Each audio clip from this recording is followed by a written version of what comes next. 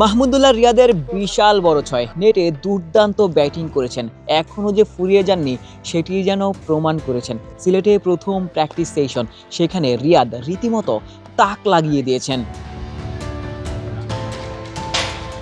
নেটে ঢোকার আগে মোহাম্মদ আশরাফুলের সাথে বেশ লম্বা আলাপচারিতা। আশরাফুলের কাছে রিয়াদ তার কি প্রয়োজন সবকিছুই শেয়ার করেছেন। নেট বোলার থেকে শুরু করে ঠিক কতক্ষণ ব্যাটিং করতে চান। আজকের দিনের অনুশীলন সেশনে একের পর এক দুর্দান্ত সব শট খেলেছেন।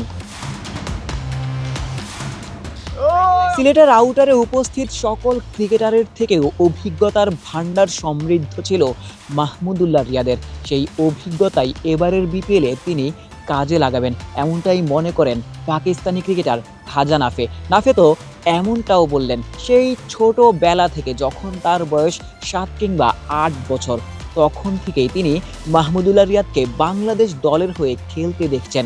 এবারের বিপিএলে একই দলে খেলার সুযোগ পেয়েছেন। সেই সুযোগে রিয়াদের কাছ থেকে সর্বোচ্চ শিক্ষাই তিনি গ্রহণ করতে চান। काफ़ी सीनियर प्लेयर है। जब मैं छोटा सा था, कोई 8, 9, 10 साल का, तब से मैं देख रहा हूँ वो बांग्लादेश के लिए खेल रहे हैं। तो काफ़ी पहले मैंने उनको देखा। इंशाल्लाह अभी तो फर्स्ट डे था मेरा। कोशिश है कि उनसे जितना एक्सपीरियंस उनका बहुत ज़्यादा है, जितना सीख सकूँ एक एक पॉइंट उनसे इंशाल्लाह कोशिश करूँगा सीखूँ।